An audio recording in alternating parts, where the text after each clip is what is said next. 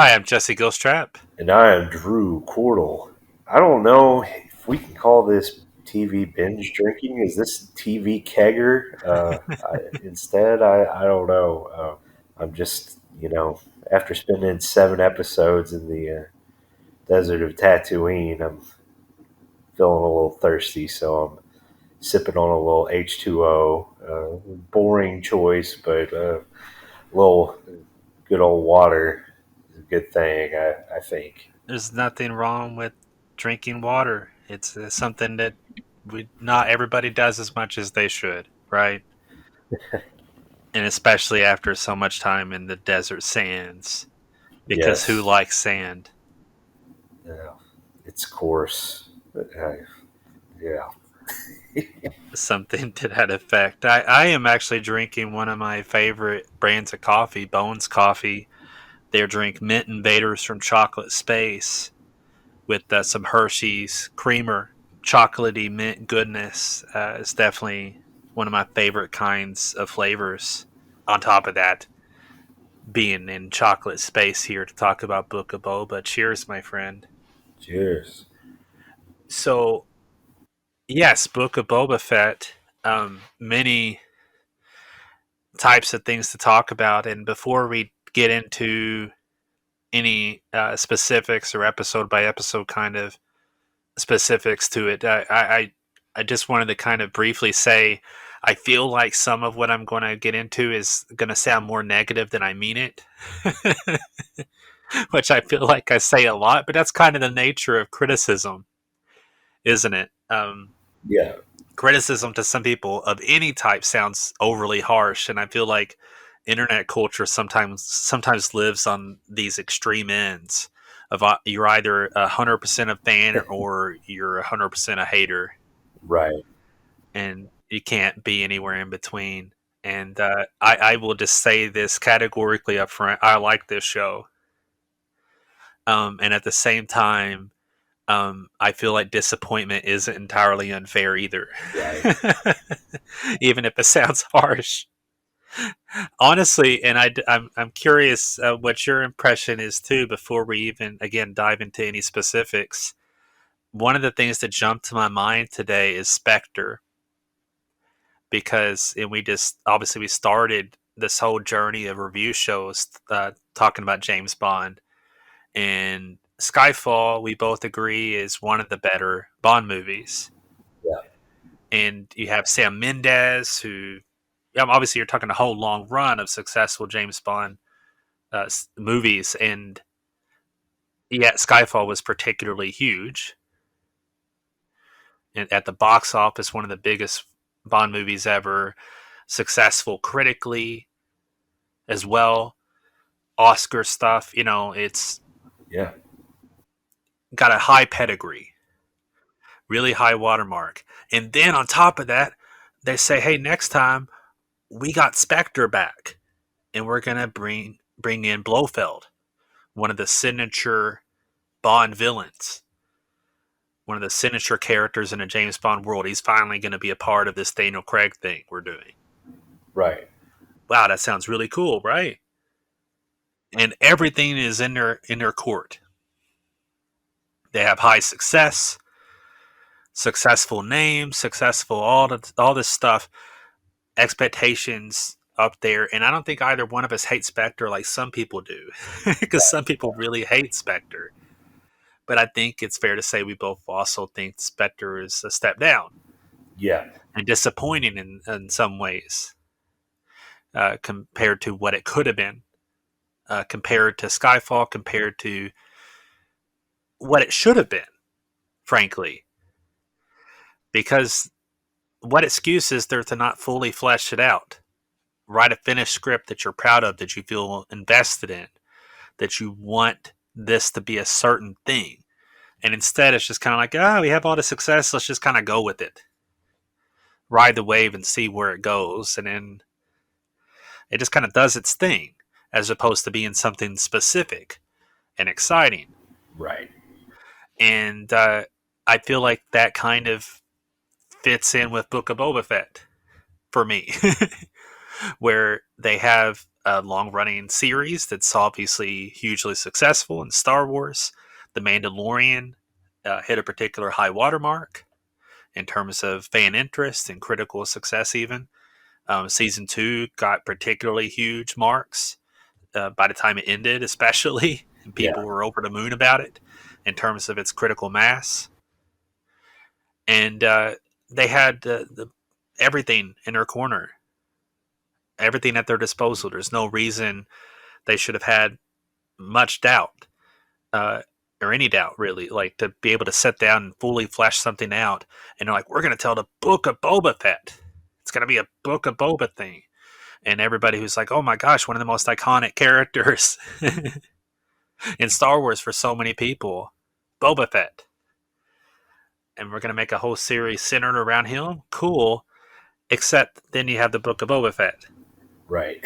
And can you properly call it the Boba Fett story or anything? Like, is it a book? Or is it like a, you know, I don't know, a limited comic series? It's more than it is novelistic. It's not, I don't even think it's bad. I just don't think it's something you can say is fleshed out. No. Um, it doesn't feel like it has much of an identity, and I will say this in terms of jumping ahead to the end of the thing. It literally ends with the question and answer to the question that I had from the beginning about like why is Boba doing this, and he says, "Well, I don't think this is what we should be doing. I don't think we're right for this, Finnick, being leader crime lords, and it's not really their style." And it's like, yeah, Right. it's not really your style. I was asking that question the whole time, like, isn't a story following a character and understanding their motivations and being invested in what they're trying to accomplish one way or the other? Right. Isn't that why we get driven into a story? And Mandalorian started episode 1, the end of episode 1, seeing Grogu, Yeah. who we just all knew as Baby Yoda at the time, or the child. And as soon as episode 1 ended, as we talked about when we talked about the Mandalorian, it was like, oh, light switch. Okay, I get it. I get what this show is. It makes sense. I understand what they're trying to do, the emotional pull of the story. And the Book of Boba is like, yeah, and here we are, and hey, look, it's Grogu Right. again. Now you feel that emotional pull, and there's Mando, and I'm like, what? What is happening? Why aren't we more concerned about Boba Fett's story in the Boba Fett show? And I don't even think Boba Fett's story is bad. I just don't think the story, as it's set up and as it's written here, is fleshed out in the way that it should to pull us into it. Right. So either one of two things I think should have happened. They either should have worked harder to make the Book of Boba Fett or whatever they want to call it, Yeah. make an actual thing that's more fleshed out and has motivation behind it. Maybe bring in Cad Bane sooner Yeah. to start investing in the identity of these characters and what's motivating them. Or you don't do a whole separate series and you truncate what is in here into another Mandalorian episode or 2 or 3. Yeah. I mean, this feels like Mandalorian addendum, like we're dragging this out. Yeah.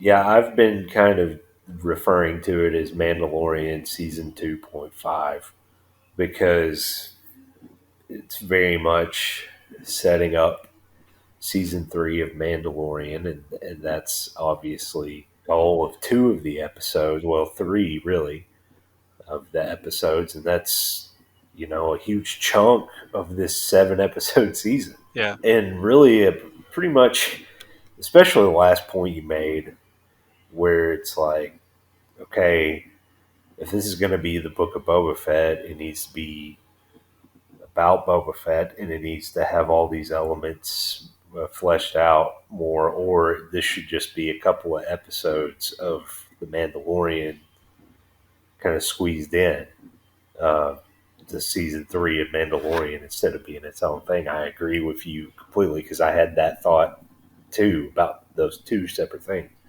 Cad Bane, I think, first off, I was really happy to see him, and I was glad, they got Corey Burton to do the voice and 100%, yeah. brought him back from Clone Wars. Awesome character from that show. With ties to Boba. Yeah, but at the same time, even when it happened in the last episode, I thought this, like, why now?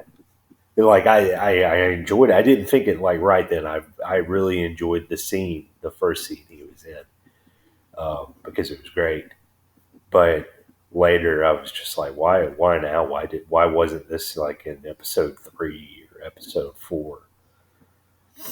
And build this up, and then I enjoyed the finale too. And we'll talk more, about specific episodes as we go on, but that was one of the big things. I'm like, you have this villain antagonist to Boba Fett that has connection to him, that you can really push a good story, a good rivalry, and have it kind of hit some big notes. And like, it makes me think of, well, this is another thing. We'll talk about this too. Robert Rodriguez had a huge role in this show. Of course, he directed the episode that Boba Fett made his big return on in the in the second season of Mandalorian, and has kind of a co-showrunner role in this season and directed 3 of the episodes.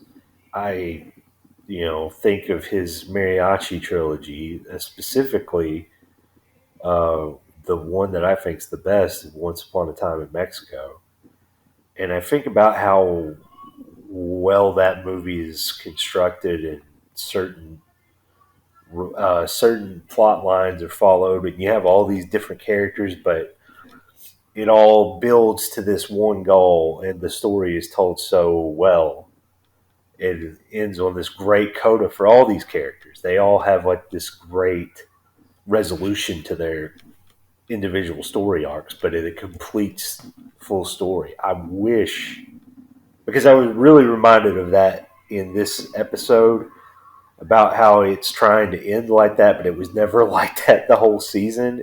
And I wish it would have been more like that, if that makes any sense. Like, I wish that all these moving parts weren't just moving parts, but they actually had, these fully involved stories. Like, I wish that Cad Bane was kind of in it more. The Pikes were in it more. You had these things building up, the tension and the rivalry. I wish Fennec Shand had more character depth instead of just kind of stating the obvious. And Ming-Na Wen, she's beautiful, great actress, just wonderful, and I love her as this character, but I wish there was more to her. Because I feel like she's just exposition in this series specifically, just kind of stating, okay, this is the current state of events, and I'm going to plainly tell you what's going on and set up this scene. Like, I feel like that's what she did, and kill people. That's what, like, but that was all there was to her. I wish there would have been a little bit more. I mean, they showed how Bubba found her, but it was more of a, uh, just a happenstance thing than anything that had any real emotional connect. Um, just all sorts of these things, like the Rancor Keeper, like Danny Trejo, is in Star Wars. And I liked it. I thought that was funny. But I wish there would have been more to it than just it kind of being a Deus Ex Machina for the Rancor to be ridden at the end. Um, Even though that was fun and I enjoyed it, but I wish there would have been a little more to it. Oh, can I tell you one of the stars of the Book of Boba Fett, in my opinion? Ray Harryhausen. Yeah, yeah, Just thinking of that Rancor fight and Yeah, more that's in the show too. Monster Madness. yeah, yeah. The way the Scorpion droids were designed and filmed too is very um, kind of classic monster esque. Um, they moved differently than typical droids. They move more like stop motion monsters, Yeah. um, and I like that. Which is very Robert Rodriguez too. You Yeah, know, very Star Wars, yeah, very Rodriguez. You get that mixture. yeah. And the internet, for some reason, is now screaming that Robert Rodriguez should never touch Star Wars again because of the one guy doing the flip move or the spin move when he shoots, um, which was made me laugh while I watched it. I thought it was hilarious, but I didn't go, "That's absolutely terrible. This man should never direct Star Wars again." It kind of goes back to this point, and I actually tweeted it, but it, and you also kind of talked about it. It's like people almost aren't aware that you can just like something or not like something, and it's not the best or worst thing you've ever seen.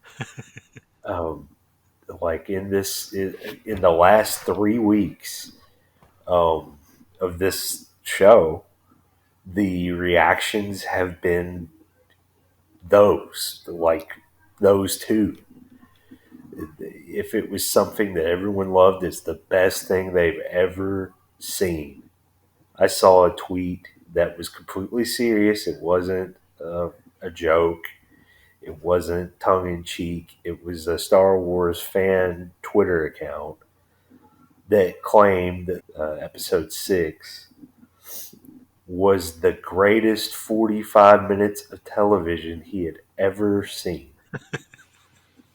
Give me a break. Uh, and then this week, people are calling this like one of the worst episodes of television they've ever seen. That it ruined Star Wars. Um, and people have been, well, news flash. It's a new Star Wars thing, and it's divisive. Um, so shocking. But seriously, though, I think you also kind of alluded to this too. Is that this show doesn't really have an identity. And there are things about it that they threw in that I feel like it could have been. It could have put its foot down where they were going with certain things and kept doing it the way they were doing it, and it would have been great. Or it would have been really solid. And instead, just when you think it's going to be this kind of thing, it goes and does something else. And it's kind of hard to say because I don't know exactly what the mentality was here. I don't know if while they were writing it and preparing it, if they thought, well, the fan base for Boba Fett isn't quite like it used to be. Because in context, just going back a little bit, like when we were younger, before the prequels, Boba Fett was an insanely popular character. And I'm not saying that he's not now, but it was different then because you didn't know anything about him. He was the most popular, one of the most popular toys. Like that was true in the 80s with the Empire line of toys. And it was true when the Kenner started making the Star Wars toys again in the 90s. Boba Fett was insanely popular. But now, like post prequels, he's still a popular character, but it's different. It's changed. It's not.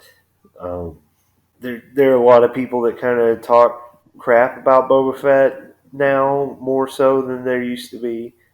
But also, like the way the character is looked at now is different because you know a little bit more about him. It's a different thing. But I wonder if when they announced it, they thought, "Oh, yeah, we'll finally do this Boba Fett thing," and then they just couldn't figure out what that was supposed to be. And then when they were trying to decide, "Oh, yeah, we'll do this," then they're like, "Oh, we've spent way too much time on this, so you know, we'll build up Mandalorian too at the same time." That way, we make sure we keep people invested because we'll also be keeping it connected to the Mandalorian. So we'll rest on our laurels a little bit. And the problem with that is you build up what you have with the title character only to switch gears completely to another character from another show and focus on them for really 2 full episodes out of a 7 episode series. It's just, it's confusing and frustrating, even though I don't dislike any of the episodes of this show.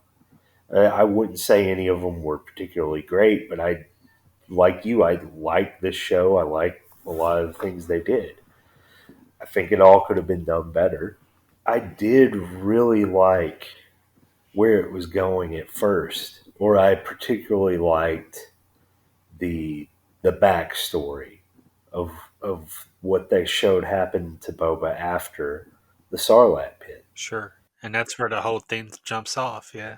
Yeah, and the the first three, well, the first 4 episodes kind of focus on what happens between then and him getting Slave One back, and but really those first 2 episodes, particularly the second episode, which I think is my easily the one I like the most out of this season, uh, was great because it was more focused and it was more confident in the story it told, and it took its time and made you really feel connected to Boba Fett, but also with these Sand people, these Tusken Raiders. And then all of a sudden, they're gone, and we just move past that really fast. And I think they kind of put themselves in a corner when they made that end of credit sequence for Mandalorian, where he just, kills Ben Fortuna and all of a sudden is the crime lord. It's like they had this idea, like, oh, what if he just went back to Jabba's palace and just took over? And it's like a fun idea, I guess. But then when you realize, when you really try to think it out and try to flesh it out, it doesn't really work because it doesn't make any sense. They tried to just kind of throw in the crime world that they had, which there's some, the Pikes are cool. There are plenty of other crime organizations they could have used, like Black Sun. Um, they could have done a lot of things. Honestly, they could have made it work. But and I'm not saying that it was a complete disaster because I still enjoyed it, but they didn't give it everything they could have. I don't think, and it feels like they know that too because just so much of it feels half baked. Um, but what doesn't is some of the Mandalorian stuff. And it's like, why does this Mandalorian stuff feel so realized? It's so well thought out, and it's this great lore dump type stuff. And it's like, oh man, this feels completely different from everything else. It's jarring, and it's like, why is this going on in the middle of this other story when we could have something else going on to flesh out this story better and make it work better? It's just crazy, and frustrating in a way, but at the same time, I enjoyed it. I didn't hate it at all, and I had fun. I mean, I I enjoy these characters, and I enjoy the Mandalorian show as we discussed, and I like Boba Fett. I love Temuera Morrison. I think the thing that frustrates me the most is like this is his time to shine. Uh, he, our boy, finally gets his show, like his own starring role, and he's only a star for like 60% of it. Um, he did 2 episodes. He's barely in. One of them he's not in at all, and the other one he's only in for a few seconds. And I saw some jokes about people saying that, oh yeah, that's par for the course with Boba Fett, uh, only having like 10 seconds of screen time. But but but still, it's a bizarre thing to me. But it's like you said, you kind of sound negative about it, and I know I do, but I do enjoy it though. I had a really good time with it. I just was never fully invested in it, and it just didn't exactly go as far as I think it could have. And let's say this too: like every episode is written by Jon Favreau. One of them co-written with Dave Filoni, but Favreau obviously also wrote The Mandalorian, and I like Favreau, but I also have not liked everything he's done, and I still like this show, Book of Boba, but it kind of feels like the Jon Favreau I'm less than impressed by, if that makes sense. Right, I'm like, man, I want to see Star Wars under other people's hands, and I know we're going to be getting that. They just talked about an official date for the Obi-Wan show, May 25th of this year, uh, 45th anniversary of Star Wars Day. Um, and I'm very much anticipating that and something that's not Jon Favreau. um, to the best of my knowledge, it's not. Maybe I eat my words and he's writing every single Star Wars show and I just didn't realize it. But like, and like I said, I don't even hate Favreau. I just think it's clear in this show, for instance, that Mando is his baby. right, Like Din Djarin, Grogu, that's his creation, and you can kind of feel that passion come on whenever we suddenly go to that story, right, and it's like, are you kidding me? Like the emotional pull is with Din Djarin and Grogu, and it's not with our supposed main character, which is very strange. But also, you mentioned the stinger of Mando season 2, which of course was Finnick and Boba taking the throne after a fat Bib Fortuna's yeah, taken down, which is still fantastic. It's a great stinger, but it reminds me in a weird way of the stinger to book Back to the Future, right, which they did as a joke without any intention of a future series. They didn't intend to make a sequel at the time, is what they always said, and I don't have any reason to, doubt that. But matter of fact, Dean Cundey shot the Back to the Future trilogy, and he was also official cinematographer in episodes 2 and 4. But something interesting, I noticed Bryce Dallas Howard, she did episode 5 as director, and she posted a behind the scenes that showed Dean Cundey and David Klein both on a clapboard. right. So I think from based on that, they maybe both Klein and Cundey were involved with the entire series, possibly, and just not credited. Yeah, But I learned when I saw his name, Cundey's name, pop up in episode 2. I went to his IMDb and I'm like, is that? Did I see what I think I just saw? Cundey's still shooting stuff. I had no idea. And apparently he has been shooting stuff, but this guy's a legend. Right. But hasn't been shooting stuff that I've known about or has been of much note in a long time. So I'm excited about this show also because of that. To have Dean Cundey involved. And I will say this, I think this show looked fantastic. Yeah. At so many points, I thought there were some great shots. Yeah. And a lot of it's because when it was like sunlight in the desert, they're really outside. They're not in the studios with the screens. They're in the real outdoors in the desert, sweating it up. Because it's hard to fake that sunlight, and they did not fake that sunlight. It's the sun standing in for two suns of Tatooine. But I thought the show looked really good, and I was excited to see Dean Cundey. And I'll also mention again, as I did back on the tragedy in season 2 of Mando that Robert Rodriguez did. At first, brought us, Boba Fett in a big bad way, in live action glory, as it was, pulling out all the stops. It was also shot by David Klein.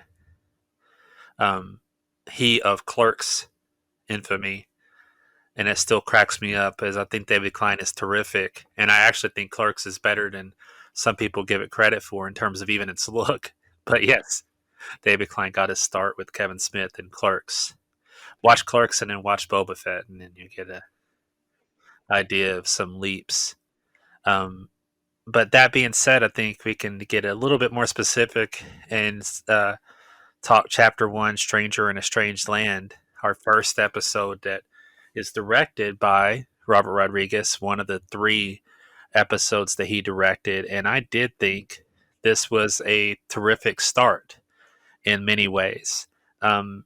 Not like an amazing start either, but I think that's par for what we've been talking about in some ways. A part of that is because the story of the first 4 episodes just drags more than it should. And I can't help but just think, like, I don't know how to structure it necessarily, but the idea of he's in the Bacta tank and now we're going to flash back because he's in the Bacta tank. I don't really like that as a device, really, especially when it just keeps repeating. Like, oh, he's injured. He's back in the Bacta tank. So now we get the cool flashbacks, but we only get it because he's injured. Um, I don't know. It's just not the best device dramatically. But that backstory is really terrific. Except in some ways, and in some ways, I don't care for it. I do like seeing, the little details crawling out of the Sarlacc pit and so forth. The stuff we didn't know we needed to see, or that we were going to see for sure. But what I was going to say is I don't think we necessarily needed to see it either. And that's where I started to think, like, are we going to get into that territory of like filling in all the gaps? Because I don't need that version of Star Wars. I don't need the version of Star Wars that just fills in gaps. We can do that on our own in some ways. We don't have to see every aching detail. I'm not impressed just to, see those little details. Like, oh, here we are at the end of Return of the Jedi, and look, and all the wreckage in the background as it crawls out of the Sarlacc pit. Like, I don't need that. But I mean, it's cool, but I'm just saying, like, you start to risk getting into that kind of territory where you're dragging things out too much and just doing nothing but showing us details, frivolous kind of details. But I do think the background stuff in episode 1 specifically is better than the so-called present day, long time ago stuff. Except, like we get I mentioned Ray Harryhausen earlier, and we get some cool stuff with fighting a creature here in the first episode, which I thought was really well done by Robert Rodriguez.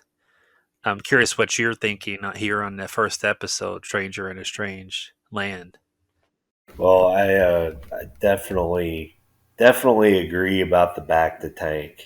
It was cool, like that first segue, because I loved like the little flashes we got of Boba's past, like just real quick. You know, we see like the waves of Camino. Yeah, Uh, they actually reshot.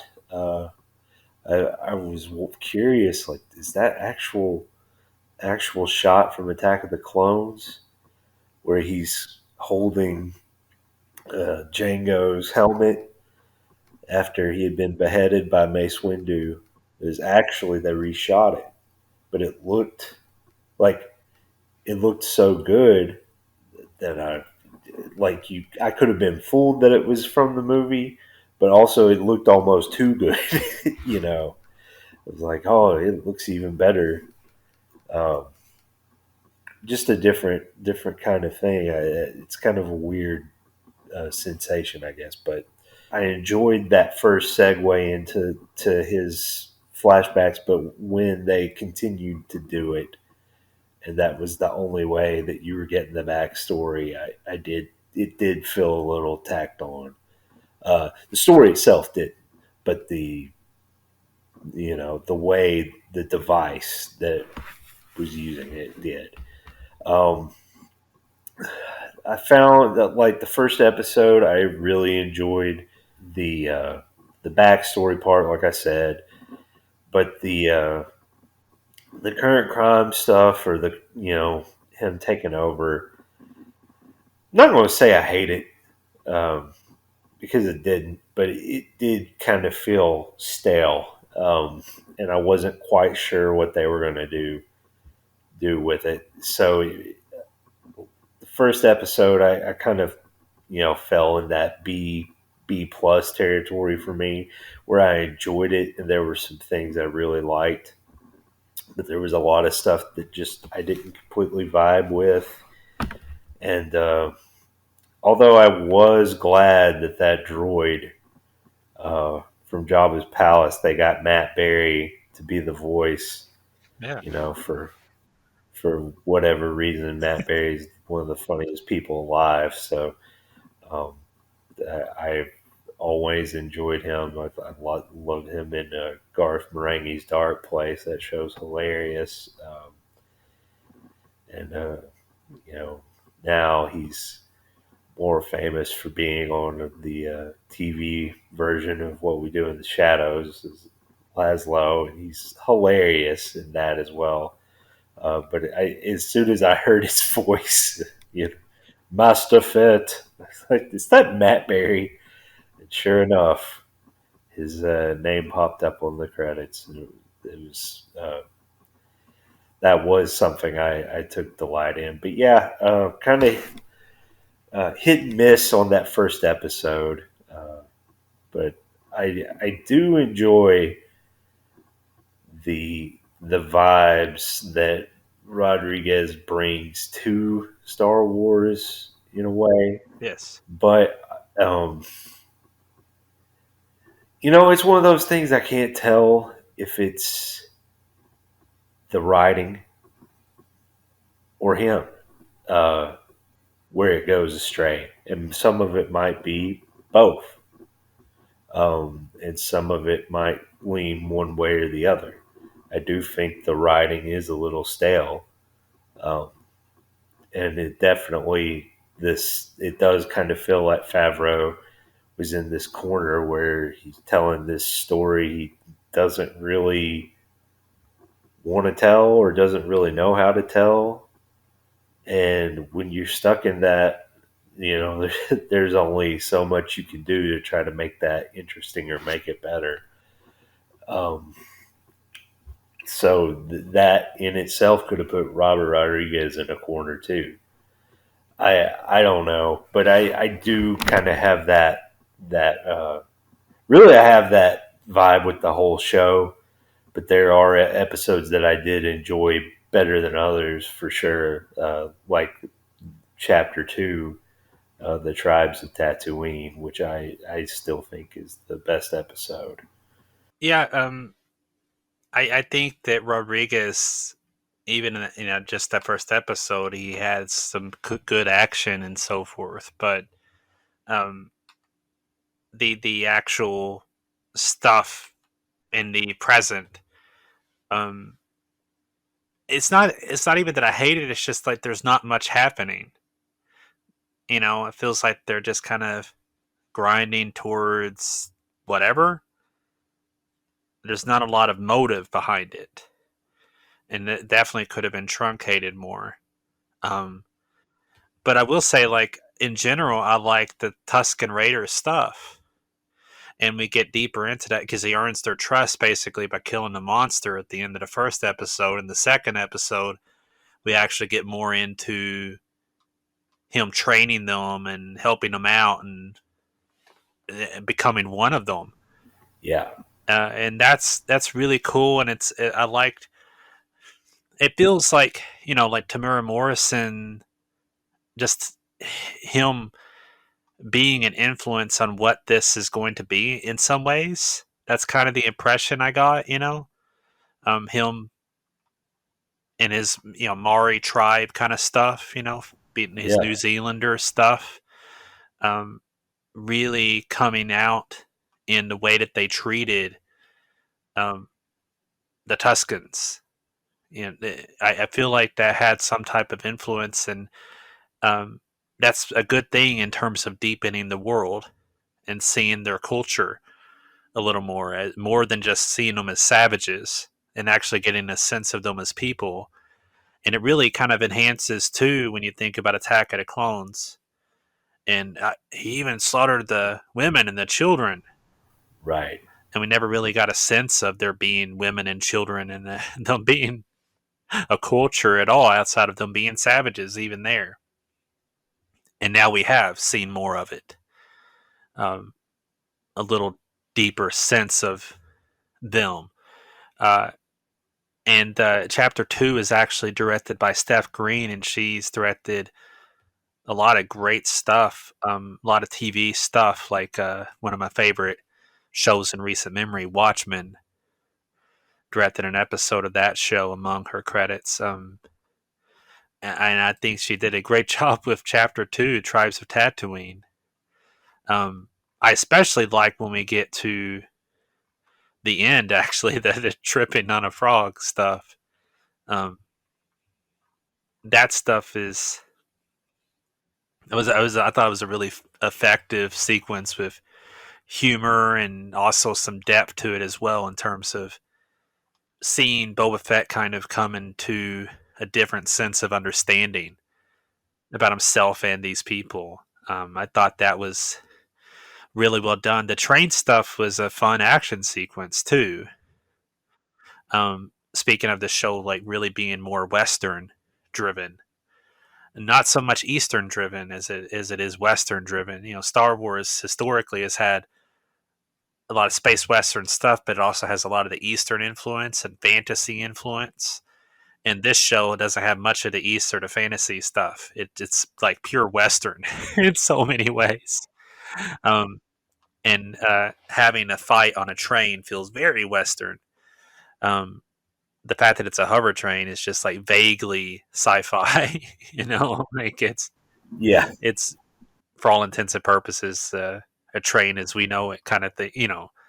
Just in terms of an excuse to be on a train and have an action sequence. But I actually liked the way that played out with the Pike Syndicate as well, and asking them to go off and walk out into the desert, which, given their physiology, seemed especially dangerous. Right. Like walking in the desert. And I thought, oh man, they're going to die instantly. But no, they were encouraged to drink your drink of choice tonight, their H2O. Yes.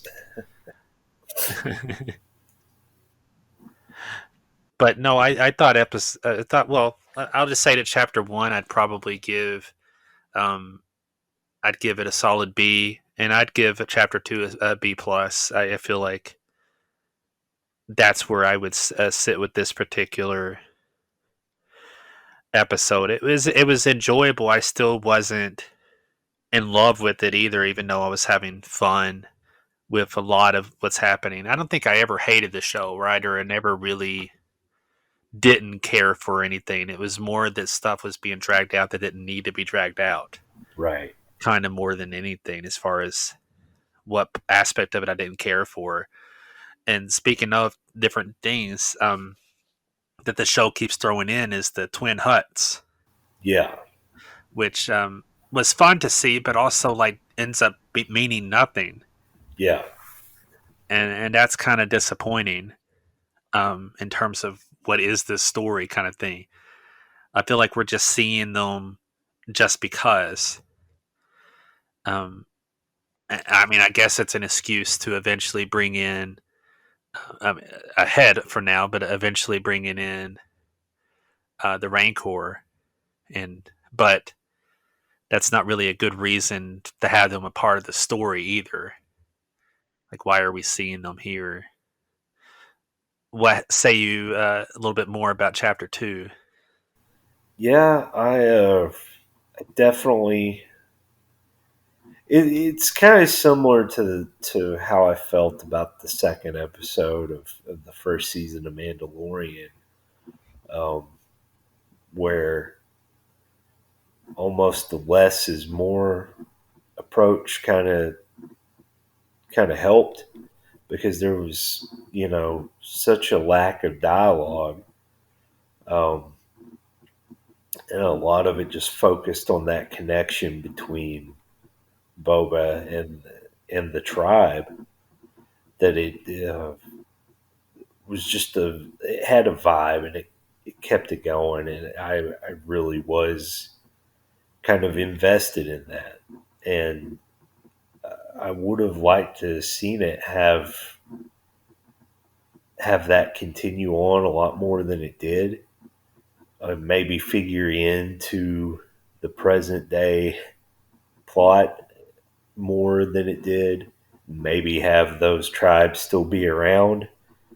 Um, Maybe have him trying to bring some unity on the planet instead of having these, you know, this look at the Tusken Raiders as what they're viewed as.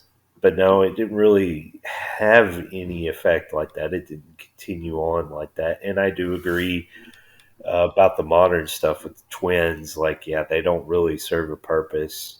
And again, it does feel, they could have been cool villains. It could have been cool to just stick with them and maybe get that plot going and have, them be the ones that bring Cad Bane into things.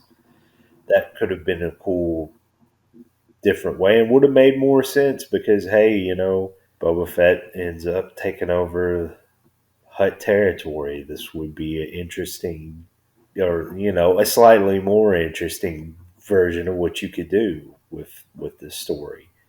But ultimately, this is just a way to bring in the Wookiee, the Chrysanthemum, Yeah, who is cool.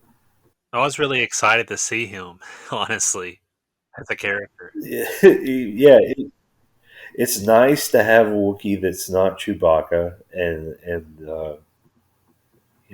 we get that every now and then, but it's not something we get very often. And he was pretty cool looking, having that gladiator look. I don't know. Again, hit and miss, but with so much more of that episode is focused on the past that it hits a little better for me. Um, but yeah, like we're really kind of running into a pattern here of, of where like I find one aspect of the show much more interesting than the other, and it kind of comes to a head. Um, you know, Here where like my interest in is kind of peaked when the show kind of peaks with the best part of that story, and then it kind of veers to another side going forward, and it just kind of loses its identity. It's like it's starting to take its identity here, and then in the next episode, it kind of loses it again and is trying to be something else. And for a couple of episodes, kind of teeters back and forth. Um, but I would give Tribes of Tatooine a B plus too, for the same reason. Just you know, some really great stuff. Um, the train sequence was great. We get the Leica Bantha meme that's everywhere now, which is just hilarious. Um, but no, I did love seeing him like become one of them. Um, just felt, it felt true to this interpretation of the character, and a lot of that is Temuera Morrison. Uh, but it really did feel right, and it was really one of the only things about the Boba story, part of the story, that did feel really right. And I wish there would have been more of it, but on that alone, I kind of give it a B plus, and I did love the way it looked. Dean Cundy just has a legendary repertoire of things he's shot. You know, one of them, well, two of them being, uh, several of them being my favorite movies. Um, but but specifically, Jurassic Park just being one of my all-time favorite movies. But some of the shots in this episode were some of the best of this series, this season. So yeah, B plus, and um, yeah, I think it's my favorite episode of the show, but it's not the only one I give a B plus to, though. Um, but I do think I kind of prefer it to any of the others. Yeah, I also want to. You mentioned Matt Berry, and I just wanted to say that I kept expecting that to be a bigger role at some point Yeah, in terms of being funnier, because obviously there are throughout Star Wars history, there's notable droids and notable personalities, and they didn't really let Matt Berry cut loose at any point, no, which is disappointing. very. In like you have one of the funniest people out there right now, and it's like, oh, cool, he's voicing a droid. He's going to be really funny, like a lot of the droids are, and he's not really. I No, mean, his personality comes through, but it doesn't really mean a lot to the show. And that's one aspect that they could have developed even further and made it even stronger. But um, having said that, let's go to chapter 3, the streets of Moscaspa, and that's where we see our Tuscans come to an end tragically. And on one hand, it's like, okay, cool, maybe the present story will start moving forward. yeah, That's kind of where my headspace was at when this happened. Like, it was tragic, but almost expected at the same time. Was wanting that to mean something for the overall narrative to start moving forward, and I don't know that it really does. Um, not exactly anyway. And having said that, like, I actually liked this episode in most ways. Um, even though I think I mean, this is where I feel like the Robert Rodriguez influence comes in a different way with the youths, the modded out youngsters that they bring in and their colorful bikes that are way more colorful and slick looking than I think they should for poor kids on Tatooine. Isn't it kind of difficult to buy that, like, oh man, we're poor and struggling, and this guy's charging us too much money for basic necessities and all this stuff, and yet they look super cool and slick.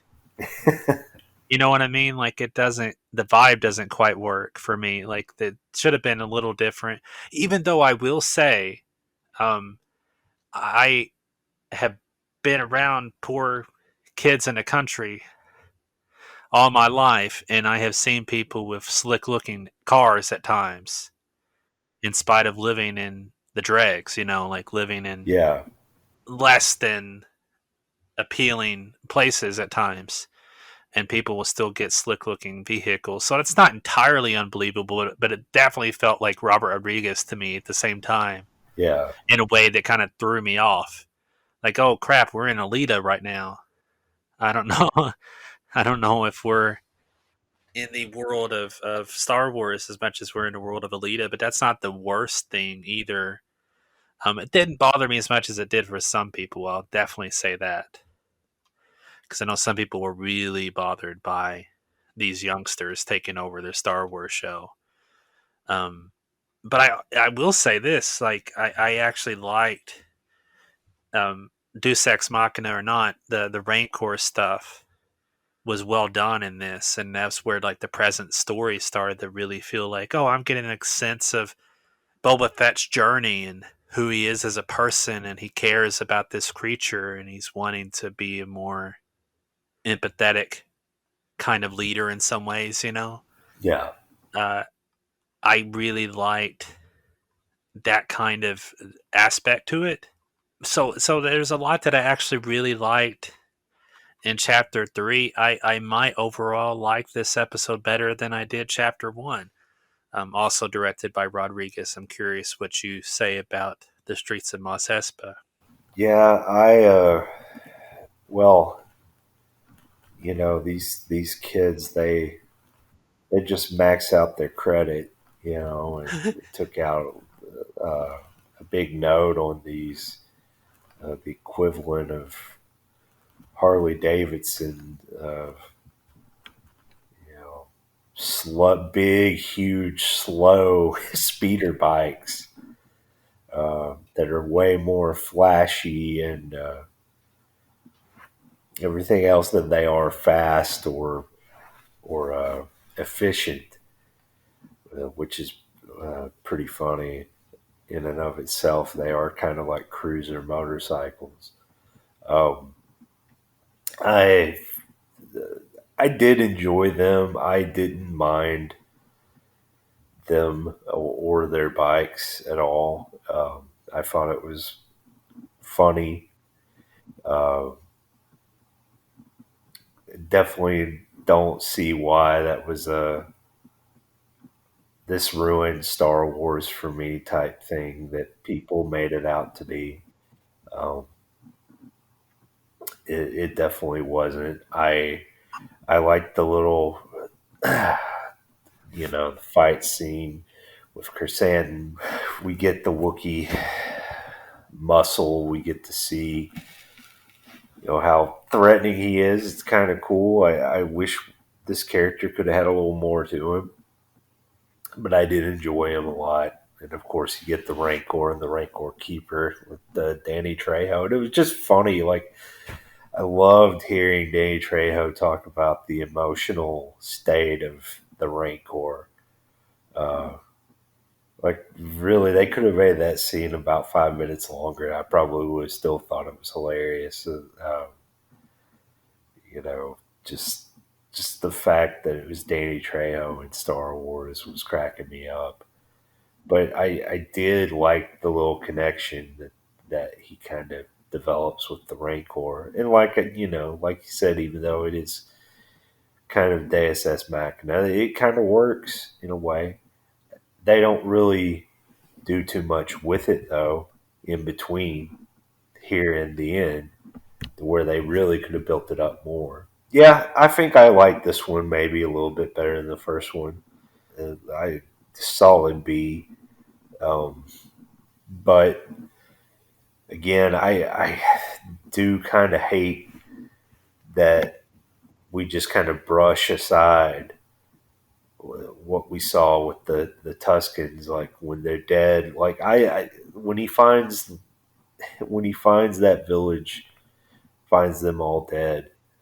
It was a powerful moment, or it could have been a powerful moment. I kind of felt like this might be something huge. This might be some huge turning point, and we're about to see it make huge strides, and it didn't do it, um, unfortunately. And Not to say that it ruins the show. It doesn't. It just doesn't take it anywhere extra, which kind of almost makes it not make any sense to do anything with that to begin with. But ultimately, um, ultimately though, I did enjoy this episode. Yeah, and also like seeing Stephen Root in here. Um, Yeah, Even just for one episode, I thought that was funny. There's a lot of good humor in places too that I think helps keep it entertaining, even when it's dragging. Sometimes I think that adds something to it. Um, and I also mentioned I don't know for sure how to pronounce his name, but David Pescesi is the major domo, yeah, who is funny, but sometimes no fault of Pescesi, but I feel like they let it go a little bit too far at times, yes, a little bit too histrionic. They could have drew that in a little bit more because it's a little too on the nose. It's a little too absurd. Um, but nonetheless, I think he's a good actor in finding the part. They just could have handled that more, and I think that has a lot to do with the identity of the show, really, more than it says about the actor, um, in my opinion. But yeah, that I go with a solid B for chapter 3 as well. I think that's a fair place for it, and I don't disagree either about your assessment on kind of wrapping up the Tuscan story a little bit too neatly. And it kind of goes back to the idea of how great Morrison is as an actor. He deserved more of an emotional pull yeah, because he's a great actor. I think a truly great actor, and they could have done more with him. That being said, let's go to chapter 4, The Gathering Storm. Speaking of names I don't know how to pronounce, the director, Kevin Tancharin, something to that effect, but he has done a lot of superhero television. Also did the very infamous Mortal Kombat short that came out some time ago now. So he's known for his action. Um, in that Mortal Kombat case, intense, bloody action. right, Um, but here he is on Star Wars with the Gathering Storm, and this is where we get into the territory of, I'm okay with the beginning that we had at the very first episode of this series, crawling out of the Sarlacc. But whenever we get to, oh, yeah, we confirmed that was him rescuing Finnick, and now we're actually going to see it, and we're going to see him go to this guy who's going to mod her out. And I don't need to see all those details. I don't need all those gaps filled. I feel like we're wasting time with some of this stuff. And especially if we're not going to do something like give Finnick more depth.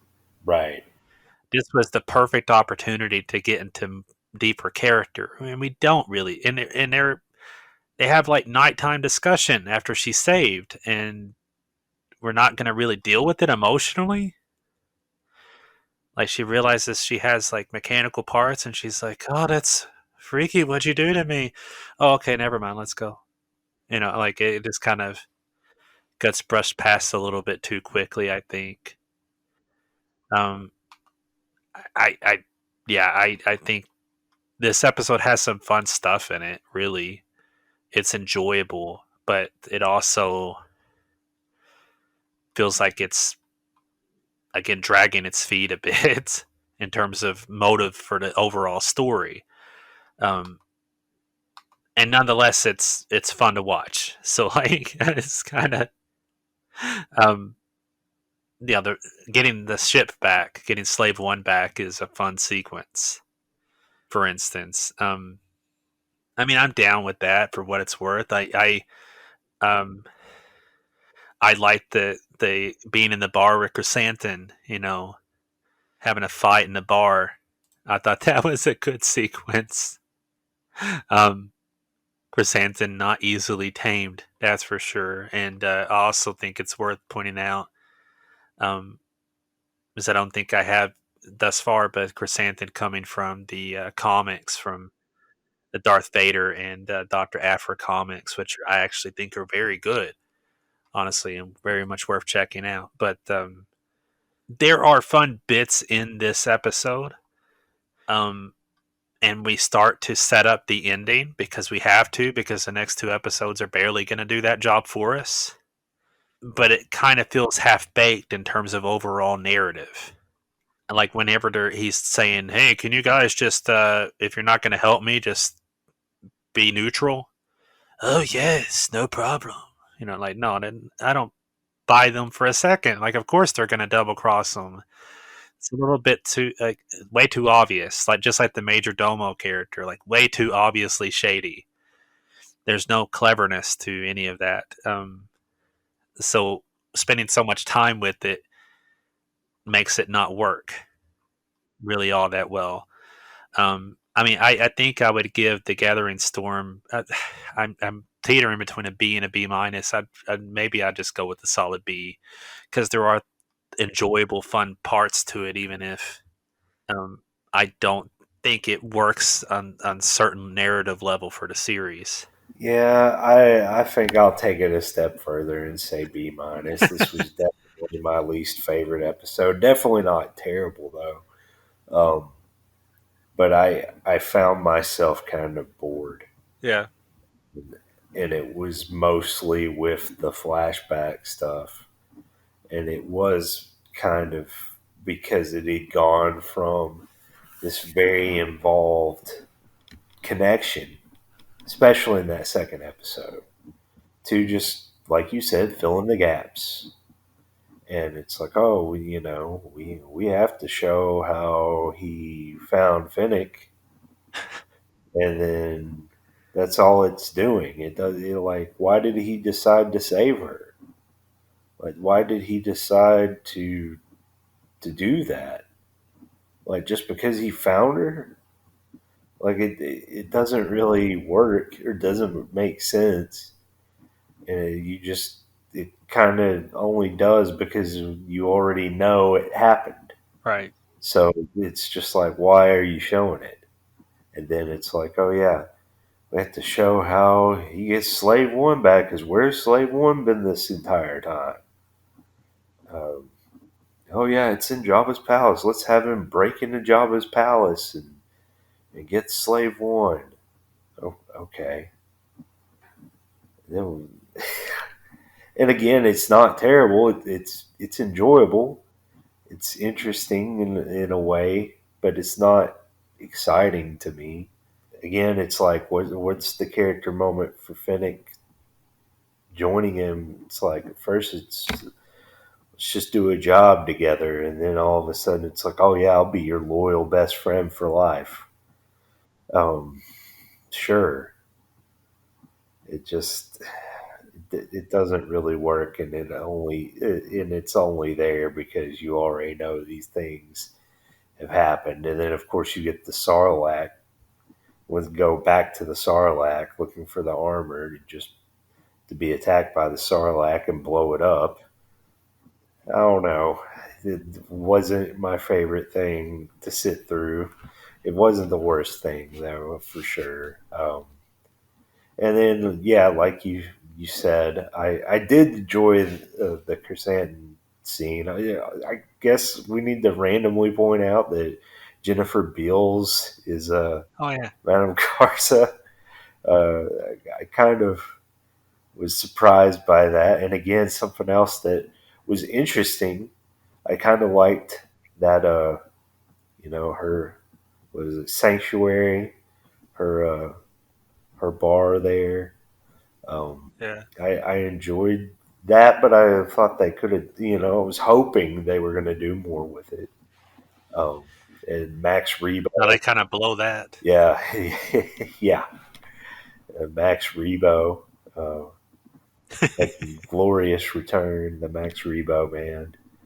But other than that, the scene where they're talking about having the meeting with the other crime lords just fell flat to me. It was very boring, and like you said, you could see it coming from a mile away. it's like watching. Oh, I'm trying to think of the name of this movie. Oh, it's so bad. Hold on. Uh, I think it's Mobsters. It's a Christian Slater movie. I think it's Mobsters. I'm gonna double check, but it's like watching that after watching The Godfather. Like uh, yeah, Mobsters. Do not watch it. I'm not endorsing this movie at all. It's terrible. Or are you? Because this is the 50th anniversary of Godfather year. So maybe we should watch Godfather 1, 2, 3, Coda, and Mobsters. 1991. Oh goodness, We missed the 30th. yeah, we could have done it, but I'm glad we did. Uh, but anyway, it's a terrible little gang scene because usually if you're having like a sit down, as they're usually called, um, like in a scene from The Godfather or The Sopranos show or something, bit of quality, you're going to have like these double layers of what's actually happening. You have what the characters are talking about and what the real intentions are underneath. Here, it's just like Boba Fett's like, I want to do this, this, and this, and I want you to do that, that, and that. They're like, oh, yeah, yeah. And either way, if they betray him, it's boring. If they don't, it's boring. Like the way it's constructed is just boring. So, yeah, I wasn't a fan of that either. So I do give this one a B minus. It's my least favorite episode of this season. Um, Not terrible, but yeah, not certainly not great, and kind of bring me to a point where I was wondering if they even cared about telling this story anymore. Um, and it kind of the next episode kind of answered the question, and then they weren't. But it was somehow a breath of fresh air because it was like something somebody was passionate about. Um, but yeah, yeah, that's just it was kind of the low point of this season. I was really kind of beginning to question where it was going, what they even wanted to do with it. I will just mention again, like you did, Jennifer Beal, because I think she was actually really good in this and could have been a more significant part. But she was one of the aspects that sold the world that Boba Fett was inheriting. Even though they didn't do a lot with it narratively, I kind of liked her part in it. Yeah, They could have made more of that, but she was good, and I liked her world.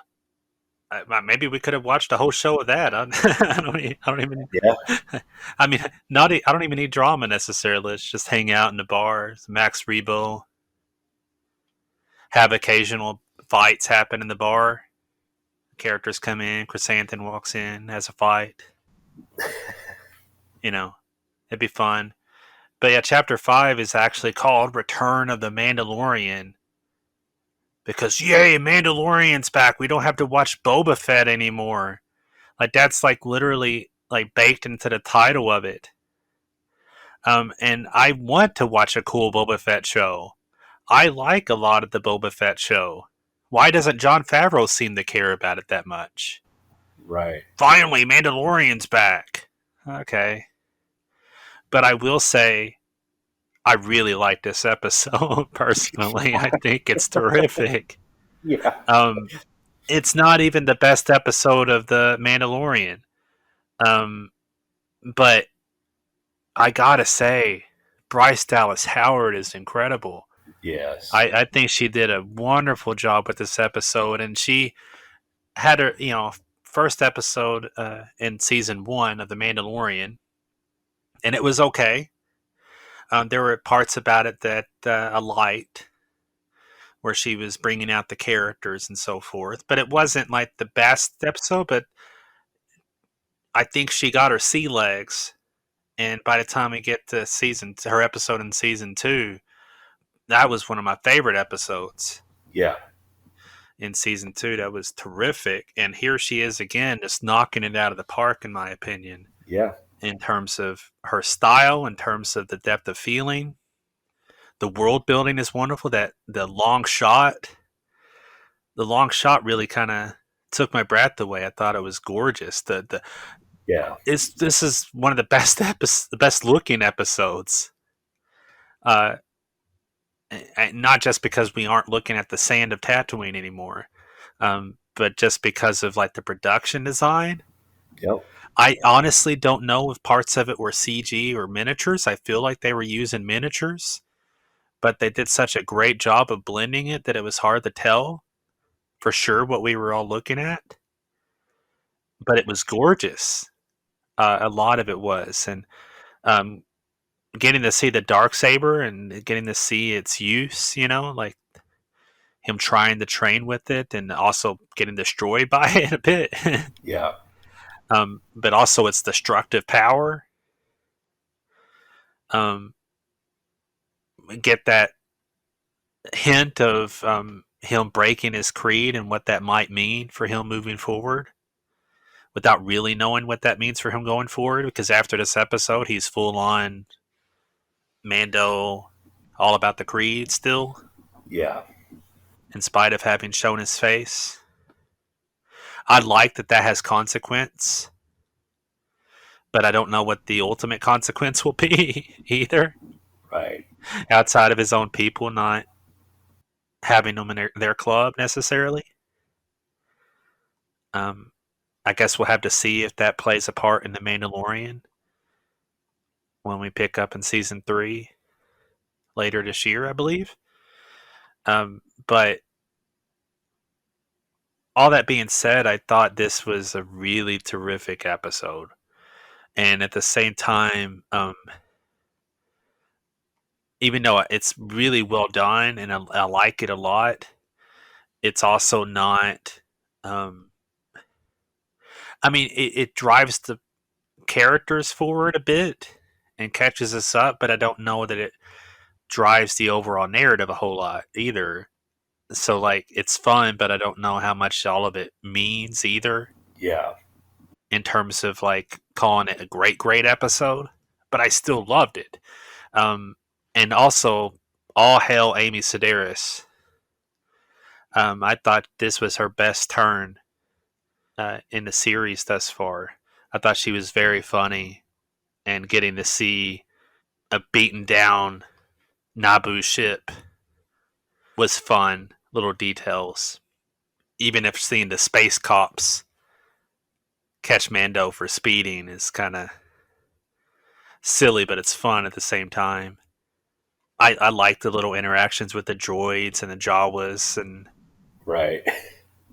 it's just a fun, light episode. I guess is what it means to me at the end of the day. Like, I enjoyed spending time watching the episode, and I personally loved this a good deal, and I would give it an A minus. And being that you already named your favorite episode of the season, I imagine your rating is lower than mine. Um, but that being said, I just really had a lot of fun watching this. Yeah. I'm in the same boat in that I did really enjoy it, but ultimately, I like it's as a whole, like in the narrative, I only keep it back because I don't know what the purpose of it is, other than to just catch us up. And it almost feels like it should be. It feels like it's another show, That's fair. and it's good, but it feels like it's from something else completely. But outside of that, though, yeah, her direction is great. There's some amazing shots in this. The camera flow is just excellent. I love the way it moves. I love the shots. just a lot to love about it, and I just love the Mandalorian culture anyway. I think it's one of the more interesting things in Star Wars, and I've enjoyed getting to see more of it. And I'm hoping that going forward we see more. Um, and I really enjoyed the scenes with the armorer back and Paz Vizsla, and to see them with Din Djarin, and to see the dark saber and the toll it's taking, and him not knowing exactly how to wield it, and it fighting him. I enjoyed that quite a bit, and I thought it looked amazing. I did enjoy the Tatooine stuff, but I also this might be also where I'm hesitant to give it a higher than a B plus as well, because I also wonder, like, what other than just giving him a new ship and setting up, oh yeah, he's going to help Boba Fett. Like, again, I don't really know exactly what the point of it all was, but I will take the Phantom Menace fan service and enjoy it, because it was cool to see the Naboo starfighter again. And it does raise the question, why is it on Tatooine? But who cares? Uh, we'll probably get an episode. It may be an Obi-Wan, like the Obi-Wan show. There'll be a whole episode about how Anakin flew a Naboo starfighter to Tatooine. Um, we'll fill the gaps. Um, We need to know every detail. yeah, we do. We need a whole episode of another show that has nothing to do with this about this. We need to know. Um, but no, I did enjoy that. And I really liked. We get to see Beggars Canyon. We get to see the route of the Bunta Eve pod race with him flying the starfighter through there. It was fun. Kind of kind of silly in a way, fan service. Um, but it's so rare to get Phantom Menace fan service that it's just enjoyable in a way. But it is cool that that's going to be his ship. Um, kind of interesting, because you go from, an actual ship with area for cargo and stuff to a starfighter. It's going to be a different vibe, but we will see how it plays out. Kind of transitions into the next episode with that cliffhanger, or not cliffhanger, but little reveal of where he's going next. But yeah, I give this one a solid B plus. It's very enjoyable, but again, I don't know why it's in this Boba Fett show, but it's still solid and really enjoyable.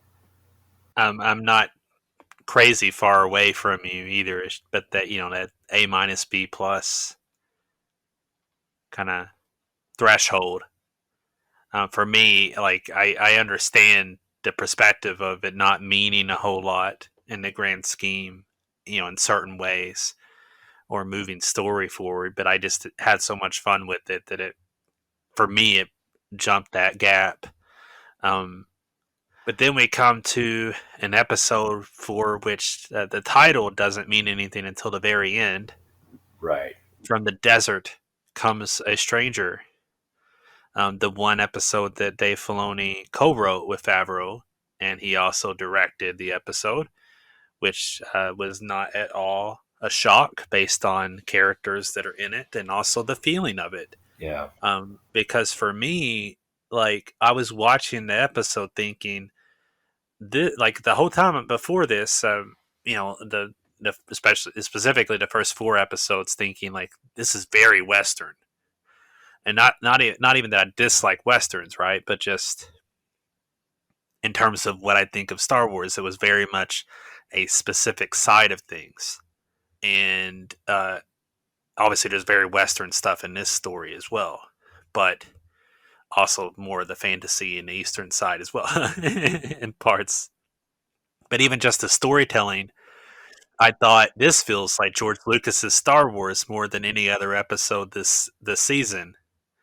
And then I find out it's directed and co-written by Dave Filoni, and I'm like, oh yeah, well that makes perfect sense. That's why it feels more like George Lucas's Star Wars, is because it's Filoni, protege of Lucas, and very much in that world. And I don't want to go too far down this road of like crapping on Favreau again,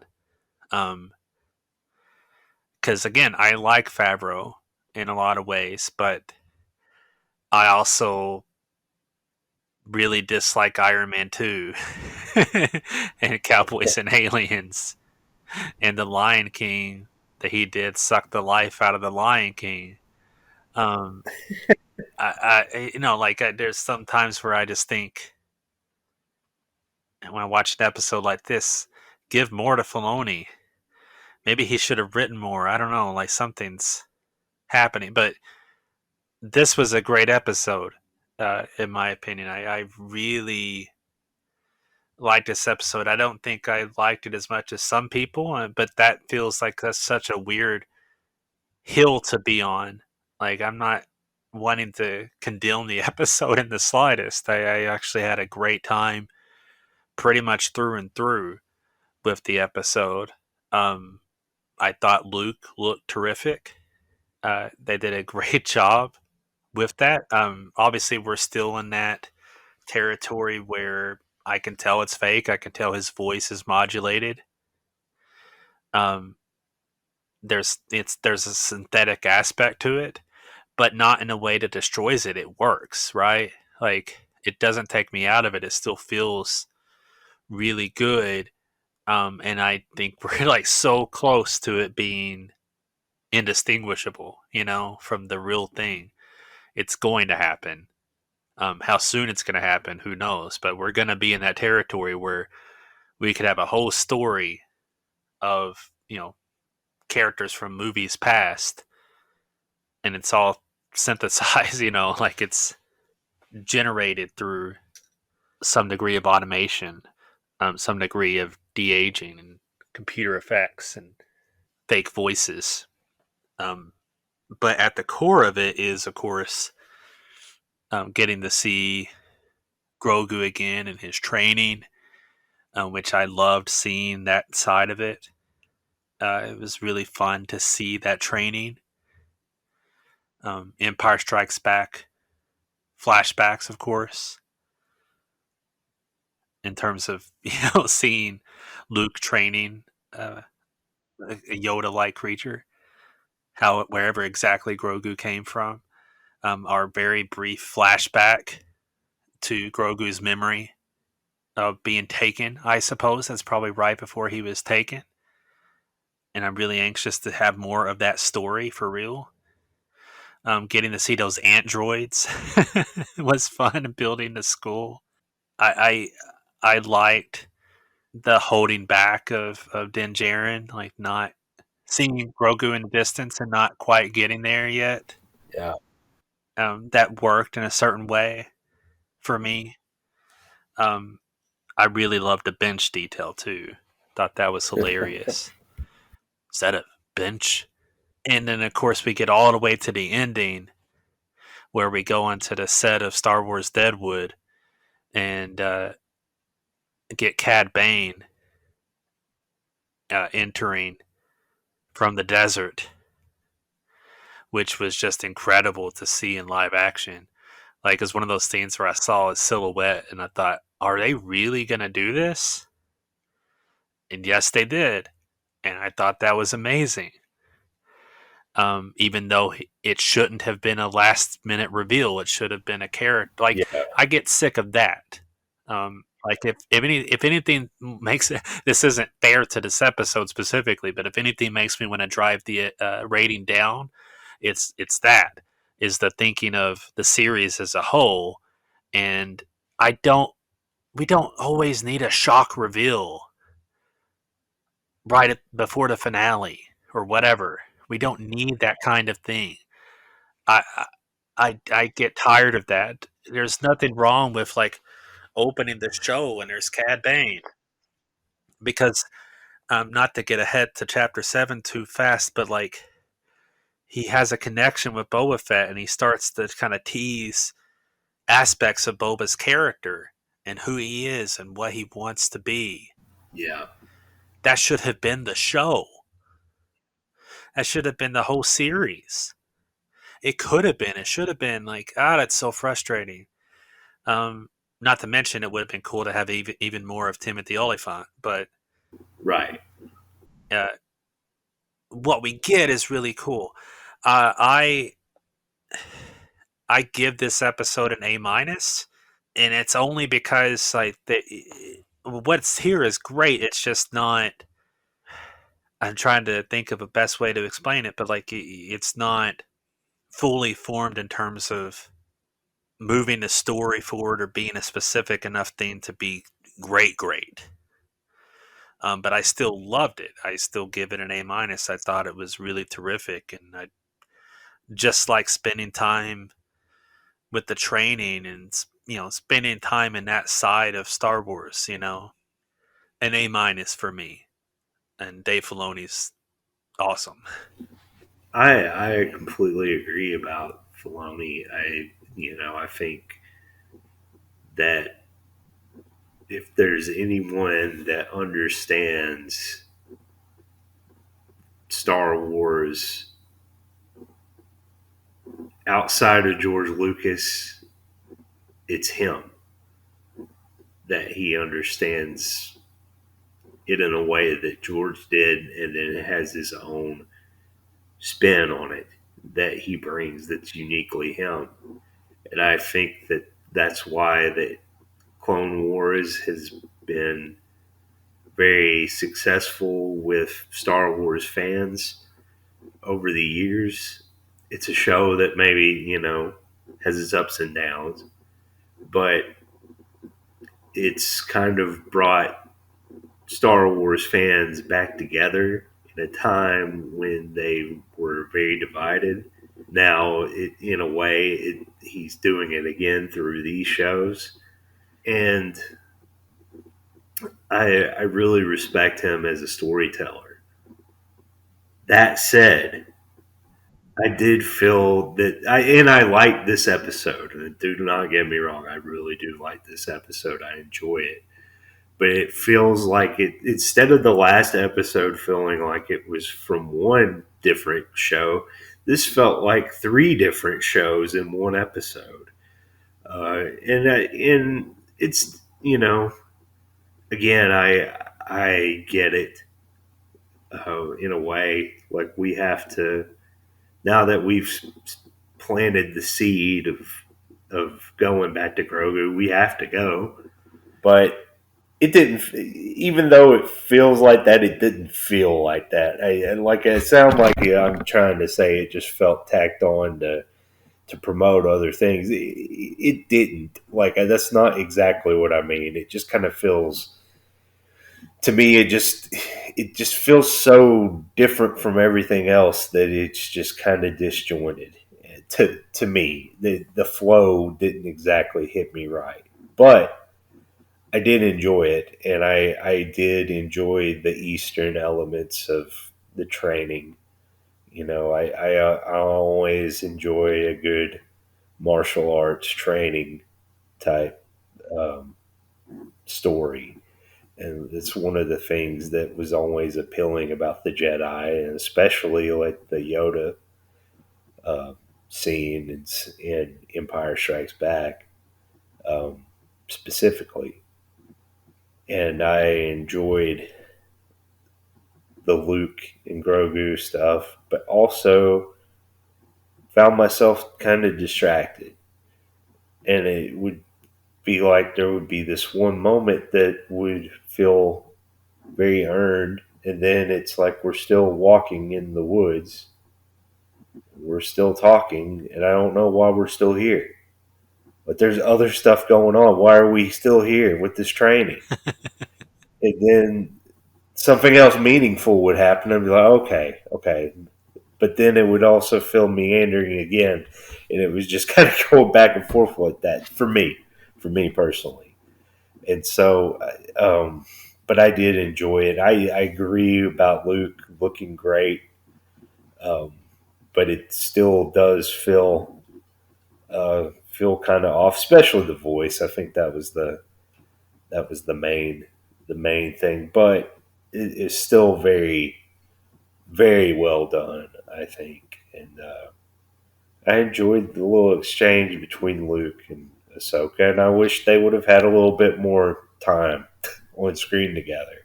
And I'm sure that's probably going to be something we see in the Ahsoka show. Um, I hope it is anyway, because I feel like it would make a lot more sense for Luke to figure in Ahsoka. But I did have one problem with all of this, and I don't know if it's really a problem because I don't know the final, what exactly is going on. But one of the things that Luke kind of does is realize the error of the Jedi originally. Sure. And this is one of the things that upset people so much about the Last Jedi was his opinion and feelings about the Jedi way. And I know he's not at that bitter point yet, um, but I do think that he had already philosophically taken a different approach to the way uh, prior to this, and yet now he's kind of stuck on that whole no attachments thing. And I think part of it is it's the conversations between him and Ahsoka and her trying to guide him. But I don't I don't know why we're still struggling with that, and now we're gonna give Grogu an ultimatum or a choice of this or this. Now, is that ultimately really what happened?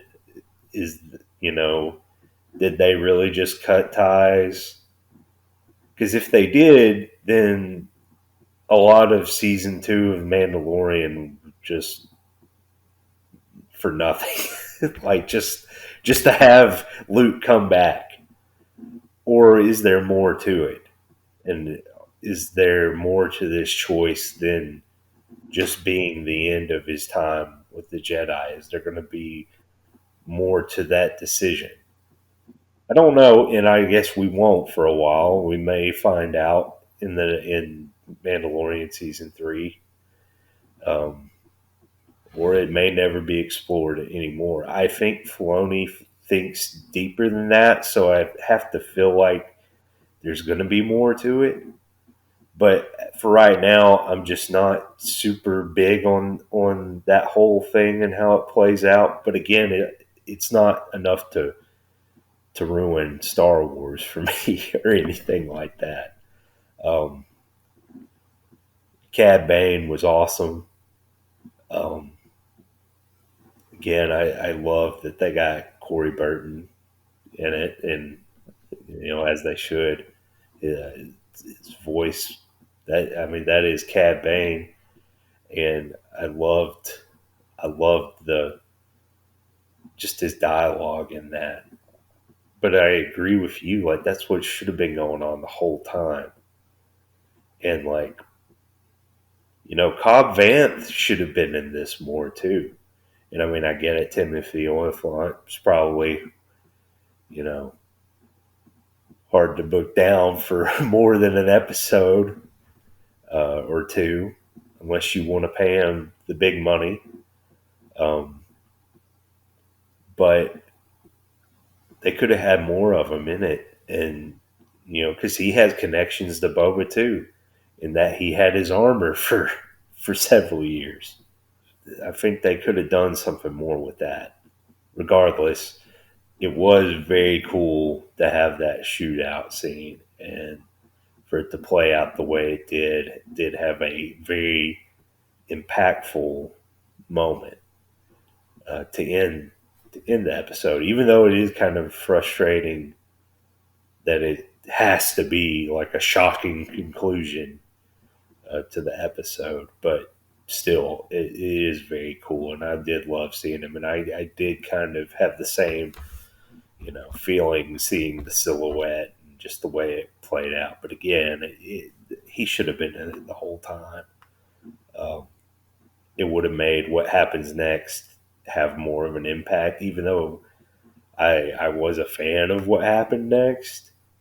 But I just feel like it should have been way better than it like meant way more than it did. And it's because they kind of just throw him in at the end that it doesn't have the same impact it should. But anyway, I enjoyed this episode a lot. Um, Falling in that B plus category, I'm not gonna you know tear from it too much because it still did sell, and I do like Filoni, but there are just some things that don't gel with me with it, and that's what kind of holds it back from being the best 45 minutes of television I've ever seen. Uh, so, but no, but I did enjoy it though. I will add this, and possibly, I mean, it's not like this couldn't be them trying to throw off the scent, but they released, I think at Comic Con but the official Mandalorian season 3 poster that had um, Grogu building his lightsaber with the yellow crystal, with Luke also with him on the poster. And that leads me to believe that somehow he ends up back with Luke and they make a lightsaber and continue training. So maybe that concept that you're talking about gets played with more Right. in terms of no attachments and what that exactly means for Grogu's training. I guess we'll have to wait and see. Yeah. Obviously, if that was them faking us out, like the poster doesn't mean anything, because that would really suck if that's supposed to be a fake poster that they just put out there just to throw us off. Right. Like, haha, fooled you. Luke isn't gonna help Grogu make a lightsaber. I will say I really like seeing Yoda's lightsaber. Yeah. But I hope Grogu gets his own, and the idea of it being a yellow lightsaber is also really cool too, and fits with the whole philosophical change of mind too. So that could actually be really meaningful. Boy, am I curious to see how it moves forward. Obviously, it didn't bother me in the same way that it did you in terms of in the moment, but nonetheless, an A minus for episode 6, which brings us finally to our final episode of the season, In the Name of Honor, which is quite an interesting name for the episode in some ways, for a pseudo directionless season of television. In the Name of Honor, because it could have been what the show was about in some ways, but it definitely doesn't feel like it is. Right. Um, at the same time, we're back to Rodriguez directed stuff. Back to actually having Boba Fett in his Boba Fett show. Yeah. Uh, and we get a decent bit of Boba Fett too. So that's good in and of itself, even if it ends with him being like, I shouldn't be in this position, should I? Like, why did we spend a whole season with you in that position then, Boba? Which isn't Boba's fault. He might as well have like pointed behind the camera and like we got a behind the scenes look, and Favreau goes, "Hi," I don't know. I'm not trying to pick on that too hard, but uh, I will say I thought this was a fun finale in terms of its action, and Rodriguez is great at action. So shock, gas, surprise. I had a fun time watching it, even if, as you're pointing out, that maybe not everybody felt the same way about the finale. I had a good time. Yeah. Um, I had a fun time watching it. I liked it when the folks of Freetown come in with Earl Brown Yeah. driving in to blast away some people, um, blast away the not so surprising uh, reveals. Like, oh yeah, they were going to turn on us the whole time. Um, but not surprising doesn't exactly matter when it's just a fun ride. I had fun watching it. In and of itself, I did. Um, Again, as a season, I could criticize it more, but as this specific episode, just in and of itself, watching it as a piece of entertainment, I had a fun time. And I will say this, like when I first heard that Rodriguez was directing a great deal of this season, I expected something very different. Yeah. I expected something more like Rodriguez, more action driven, more blah blah blah. I mean, more like the tragedy even. Um, in a lot of ways, the tragedy was a great episode of television, with some amazing action in it as well. Action that was better than what we got in this season. But even what we got here is cool, and not to mention, um, as we did before, Rancor action and those fantastic droids. Some good chasing down the streets, blasting. Got some dark saber action. A lot of stuff to happen and on top of that, some force action with Grogu that didn't completely save the day either. Like it did and it didn't. Like Right. he had some big moves, but there was still some struggle along the way. Nothing seemed super easy, which I appreciated too, as far as the action development. They killed Cad Bane. Yeah. I didn't expect that. I don't even hate that in and of itself. I just think he should have been a part of the whole show. Yeah. That's what that comes down to. They should have used him better. What they did was really cool. The little taste we got was really solid. I don't know if it would mean as much to somebody who wasn't familiar with Cad Bane. Yeah. So that's a problem that could have been developed again. Um, but I I enjoyed this. Is it perfect? No, it's not. Um, and for the record, my favorite of the Mariachi trilogy is Desperado, but I like all three of them in their own way. Uh, I think if we'd gotten that type of action in the Boba Fett show all throughout, that could have been really cool. Yeah. But instead, we have something that feels more directionless. Yeah, I give this episode, I think, a B plus. Specifically, I had a fun time watching it. I thought it was, for all the problems I could list in terms of the season, I had a fun time with this specific episode. Yeah. And, you know, maybe the whole season would have been better if, like, Finnick went into a bar and told stories about Boba Fett. And, you know, Cheech Marin is the bartender, and is doubting the existence of Boba. And then he walks in and blasts up the whole place. Maybe if it was just Desperado remake with Boba Fett, it would have been an amazing show. Uh, but I did. I felt the same way. I expected more like this, like what was in this episode throughout the whole season. Um, because this definitely felt more Rodriguez driven, despite not just the fact that he directed it, but it felt creatively like him. The action was just kind of raw. and I like that about it. It's not the most nuanced type of action, but it just feels like on the cusp of the moment. And sometimes that in itself can be more exciting than something that's super choreographed and polished. Yeah. And I think that's forgotten sometimes. And it did kind of give a breath of life to this show that it didn't have. Maybe Favreau's script just said, Rodriguez, do your thing.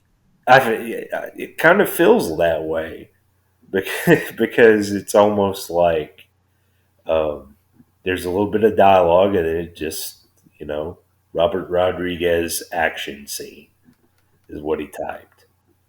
Because, but but I did enjoy that. I agree 100% about Cad Bane. Like I had no problem with him going out that way. It made sense. What doesn't make sense is why he was only in it for a little bit. Like they could have had him be like the main antagonist, him playing with, you know, making Boba Fett question why he's even doing any of this. They would have worked so well, kind of back and forth, that it would have been really a huge moment for that duel. Instead, what we get is a really cool duel, and if you know anything about the characters before, it's still a cool ending. But if you've never watched Clone Wars, if you don't have any idea about any of this, it's just a duel. So that is kind of a problem. Um, but regardless, Cad Bane was really cool in this episode. I just wish that he had more to do with the show. Um, I did think I the Freetown stuff was cool when they showed up. I like that whole, like, just the way the shootout started out with just Din and Boba back to back, Yeah. Flying side by around. side. Yeah, it was very cool, and I kind of reinvigorated me for the show. Like I wasn't them waiting for the shootout. I was just kind of like, okay, how's this going to play out? But once they got into it, I was like, okay, this is really cool. And just something about them taking all the shots in the Beskar armor is just cool, hearing those dings. And Well, how about even, I'm sorry to interrupt, but just thinking about like whenever Boba tells Din to just go. yeah, Like, God, why don't you just get out of here? And that really starts to suggest more about Boba's character yeah, and what he's feeling in that moment. But Din Djarin is a dedicated credo kind of guy. Uh, but I wish there was more done with that moment or more with Boba throughout the series in terms of what he's really wanting from this, because that could have been a great hero kind of moment yeah, of him saying, like, I'm here, I'm dedicated to this, and maybe I'm even going down with the ship, so to speak. Or I've had this defeated kind of moment, but maybe this kind of rises him back to action. Or, like, there's more that could have been done with that philosophically. yeah, They tease at things in this episode and don't do a lot with it. right. Yeah, I agree with that. And I really wish if they were going to have more Mando on the show, that it would have been more of him and Boba kind of working together, kind of getting closer for that moment to be more impactful. I do enjoy it. I enjoyed the the mod youths, whatever we want to call them. The guy doing the spin move is hilarious, and the fact that it pissed people off so much is even funnier. I don't understand. Like, first off, if we're just gonna laugh or get upset at lazy spin moves, uh, and say people need to never direct Star Wars again, well, then just go watch A New Hope and never watch another Star Wars movie again after Obi-Wan does that lazy spin move uh, in the Darth Vader duel. Just never watch another Star Wars movie again. It's just, to me, it kind of fits with those characters anyway. They're so flashy, it's silly. They're all modded out, and they have these terrible, gaudy speeder bikes that are terrible and slow. And then one hit, and they flip like the guy, same guy's bike gets shot, and he like nosedives. His bike does. It's funny to me. It kind of fits them. Um, but it did jump out at me when I saw it because I thought, why is he doing that? But I didn't go, that's the end of this show. Um, that's the end of Robert Rodriguez's career. Overall, I'm gonna. This is a B plus too. I did enjoy this episode, um, and I'm interested to see what happens in Mandalorian. I'm interested to see where they take the story from here. Uh, I don't know if I really want a Boba Fett season two, Book of Boba season two, unless they're actually going to do it properly. I don't know where you go from here. I guess Boba could, and probably will be in Mando again and be in some of these other shows that they're planning down the road. Um, but I, if it's going to be like this, I don't think we really need another season of it. But if they plan to actually do something with it, like get rid of John Favreau and let Filoni write all the episodes, or let Robert Rodriguez write all the episodes, or let someone else who actually cares about Boba Fett write the episode. I always imagine Favreau as the fictionalized version of himself in the episode of The Sopranos, uh, where Christopher goes on set and Favreau is this just complete douchebag that wants to take all his mob stories and turn them into a movie, and is just a complete jerk. Um, that's who I think he really is, even though I know that's silly. I don't really think that's who he is, but that's like the image that pops up in my head. But that's the guy that I think wrote this. So that version of himself, I don't. I just I do feel like it could have been done a lot better, but what we got was far from terrible, but it was just kind of pedestrian in terms of it could have been, it could have really been something. If they wanted to go full Western, they really could have done something with that too. Like, you really could have done that with Cad Bane. But ultimately, I think the whole season, I I think I'm going to give it a B, just a solid B overall. It's an enjoyable show. I feel like it falls a bit short of the mark. Um, it's not quite as good as Mandalorian.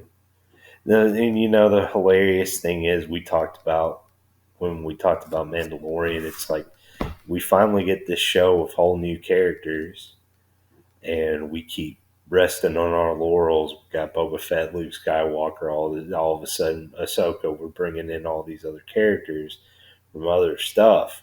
Now we're doing a show about one of these established characters, and we keep resting on the new characters uh, from Mandalorian. So, like, what's going on? why can't we just go one way with this? Um, but either way, we get what we get, and Book of Boba is fun. I did enjoy it. I'm not sure what I want if I want another one, unless it's gonna, guaranteed to be a certain way. But I am interested to see where they go, um, with these series that are kind of heading towards something, uh, with Grand Admiral Thrawn. And I do want to see that. I want to see them continue that, but I don't know where it's going and exactly what they want to do. But I am going to stay tuned in for the other shows. This felt like an experiment, and I don't think it didn't feel like they knew exactly what they wanted to do with it. And unfortunately, it kind of suffers from that. But there's still plenty of it that is really enjoyable and some interesting stuff that they did do to, definitely make it worth watching. But it really could have been a lot better. And I feel like, if this came out when I was like 10 years old, I would have been freaking out because that era of me loved Boba Fett so much because he was just the cool, the cool action figure. That's what his character was. He was just so cool. He had all the gadgets and uh, just awesome armor and everything, and had that shroud of mystery. And if he were to get his own TV show in the '90s, I would have freaked out. But now still loving the character, I just kind of lament that it didn't even really get to be about him. Yeah, I mean, I'm with you on it being a solid B as an overall season. Obviously, there are parts that I liked just a bit more than you liked, but as a season, we're in the same on the same boat in the same territory. It doesn't have a lot of drive behind it as a singular entity. Um, I am curious about things that they set up moving forward, which is not really the best place to be in terms of this being its own thing. Frankly, Iron Man 2 was kind of like that. It was like a whole bunch of stuff just crammed into a movie and like, oh, we're interested about what's going to happen next. And I'm like, why don't you just make a good thing? Stop cramming so much into one movie. And now it's just kind of boring. Right, Not just because there's so much into it, but because nothing feels as driven as it could. Just feels bloated. And this is much better than Iron Man 2, in my opinion. Um, right. if this is the bottom of the barrel, we're not in a bad place. No, This is still a solid B. I'm still having fun. I'm still enjoying it. But I also don't want everything to be in this level either. I want it to be great. right, I want Star Wars to be great. I want it to be eventful. I want it to mean more. Star Wars at its best means a great deal. And it's capable of that. We have the hope that it will be a lot more. I mean, there's obviously all these series, the Obi-Wan series coming up, and they already greenlit. I don't know if you saw this, but crud, what's Rogue One oh, character? Cassian Andor. They made uh, uh, they mentioned that Andor is going to get a second season already, which I thought was kind of crazy. Yeah, Like we haven't even seen what the first season is, or there's been no impression of it, but now we're already getting season two. I'm really curious about that. I want to see different sides of this world from different voices, and hopefully it'll not just be dragging things out and filling in gaps. Hopefully it will actually be invested storytelling like this season was not. right. Um, not in most ways, even though it was fun to watch and had better aspects to it. I just I do think um, it seems like we're going to get more Timothy Oliphant, Yeah, possibly as the leader now. That seemed to be what they were suggesting is that he was going to take over yeah, as a leadership, which is cool. but I also don't know what that show is. Right. Because him in Freetown, I understand that world. Him and his people there in Freetown. What is him? Is he going to be in Jabba's palace? Or would he lead things a different way? Maybe he would lead things a different. I mean, obviously he would do a lot of things differently, but I'm just curious what that actually means, and especially what that means narratively. Because I mean, if you just look at this and think, well, the individual pieces make a certain amount of sense. That's not the same thing as being a motivated show. I don't need to just see things that make a certain amount of sense. Like, oh, and now this character is in this position, and now let's spend an episode getting their ship, or getting their armor, or getting a weapon, or, I get that we sell a lot of toys with those ships and those weapons and that stuff, but I don't need to see an entire episode dedicated to those purposes either. And I'm not saying that everything behind this was purely commercial or corporate, but there are times when it can feel like that.